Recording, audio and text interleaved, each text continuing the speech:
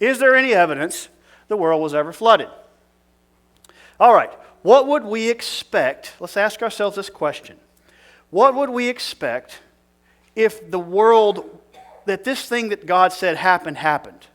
If the fountains of the great deep broke up and there was massive tectonic plate movement and there were volcanoes everywhere and the waters rose and rose and rose, what would we expect? Ken Ham says this is what we would expect.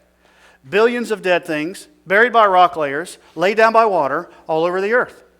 Isn't that what we would expect? We would expect that this great breakup of the tectonic plates would throw all kinds of earth over and capture a lot of animals, wouldn't it? Do you know you can make cement out of, all you need are 3 or 4 ingredients to make cement. You realize that, don't you? So we would expect that if there was a global flood, there would be bones buried everywhere. What do we see? We find billions of dead things buried in rock layers laid down by water all over the earth. What do you think the fossil graveyards are? They're billions of dead things buried in rock layers laid down by water all over the earth. Now, the evolutionist says that's the meteor. We already talked about that a little bit earlier. We talked about the dinosaurs. The Bible says, oh no, that wasn't a meteor. That was a global catastrophe. Look at this. This is great. You're going to love this. This is so cool. Sedimentary rock. Who knows what sedimentary rock is? Sedimentary rock is rock that's formed by water when water filters and settles minerals and sand and dirt. Sediments. And they're compacted and they dry and they become rock. Right? Sedimentary rock. The sedimentary rock layers exposed in the walls of the Grand Canyon belong to 6 mega sequences, 6 big pieces that can be traced across North America. You see that yellow? That is one big rock layer. Sedimentary, meaning it was formed out of water. And there's 6 of them.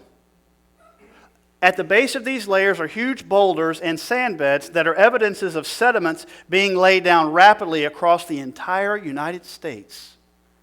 And we're the 3rd largest country in the world by area. The whole country's got sedimentary rock under it. That means that at some time the whole country was underwater. Check this out. You guys seen these in all the great movies. The chalk beds of southern England, you seen those? I always show those. They're beautiful. I've never been there. The chalk beds of southern England can be traced across England and appear again in Northern Ireland, France, the Netherlands, Germany, Poland, and other parts of Europe. Remarkably, the same chalk beds with the same fossils and the same distinctive layers are also found in the Midwest United States. They also appear in Western Australia. Big old sheets laid down by water. Is there any evidence that there was a global flood? How about this? Oh, we talked about the mountains, didn't we? This is just great. You're going to love this. Check this out. There are marine fossils in the Himalayas. Marine fossils are also found high in the Himalayas, the world's tallest mountain range, reaching up over 5 miles above sea level. All scientists who study the earth agree that ocean waters must have buried these marine fossils in these limestone beds. My friends, if there are seashells on the top of the Himalayas, guess what? Whether you want to believe the Bible or not, what does that mean? It means at some point it was underwater. Now here's another cool thing. You know what limestone is? You know what limestone is made out of? Limestone is formed by layers of fossil shells or coral or by taking certain chemicals out of seawater. Wherever you find limestone, that's a bunch of dead sea creatures laid down by water. Maybe there's something to this Bible thing after all. Maybe the Bible is true. I know it gets a bad rap, but you've only heard one side of the story. So where'd all the water go, Wes? If God flooded the whole earth and there's plenty of land, where'd the water go? Psalm 104. This is very interesting here. It says this, God covered the earth with the deep as with a garment. In other words, God said, I laid water over the earth like I laid a shirt over your back. Water over the whole thing. Right? The water stood above the mountains. Isn't that what Genesis says?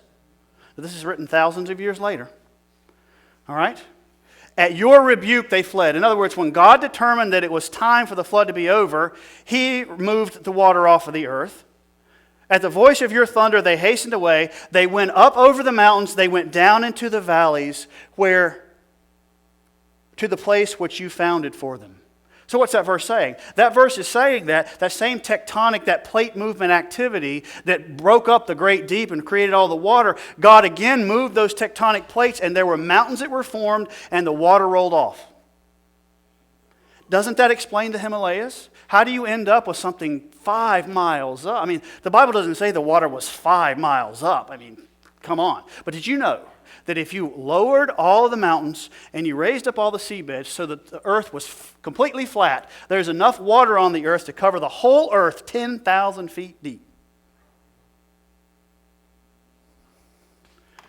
Michael Ord, the same man I quoted earlier, in an article entitled, "How Did the Waters of Noah's Flood Drain Off the Continents?" he said this: up and down movement of the crust during Noah's flood. And that's not the crust of the pizza we're getting ready to eat, but that's those plates that form the outer edges of the earth. Up and down movement, so like that. During Noah's flood, called differential vertical tectonics. Woo, there's going to be a quiz afterwards. Differential means just difference. Vertical, plate movement. So one plate's going up and one plate's going down. That's how that works. So you get valleys and you get peaks. Explains how the waters drain from the continents. On a smaller scale, mountain ranges would have risen and valleys would have sunk. See how that works? So before the flood, there were not these great mountain ranges that we have now. There were hills more than there were mountains. During the flood, this great tectonic activity caused the mountains eventually to form and the great valleys. That's how you end up with water's over top, laying down all this sediment on top of the Himalayas, and then the plates move and the Himalayas go up. Does that make sense? Now, I think that is a fair explanation. That is a fair explanation.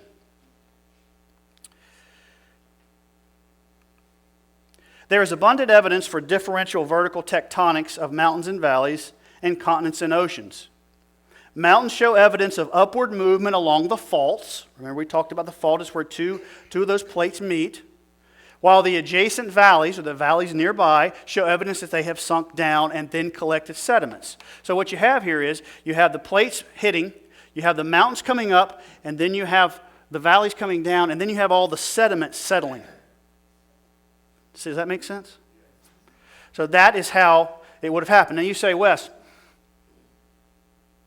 there's just isn't enough water. I've already given you the 10,000 foot number. Okay? But let me show you a picture. I mentioned a picture I was going to show you. I just found it this week. Okay? If somebody can tell me what this is. Ian. The earth? Yes. What ocean is that? Pacific. Say it. Pacific. That is an actual satellite photo of the Pacific Ocean. There are your little Hawaiian islands that I know all you go to. See, there's Baja Peninsula, there's California. Watch it go. Psh, no, I'm just kidding. All right. So you can take a picture. If you look at the right place, at the right angle, the whole world is covered with water. Isn't that cool? I was blown away by that. There's a whole lot of water, folks. It's funny, isn't it? They talk about possible flooding on Mars. We can't find any water on Mars. But we got a planet with 2/3 covered by water and go, there was never a global flood here. Is that fair? No, is that consistent? No. It's just we don't want to believe that one. We want to believe the other one.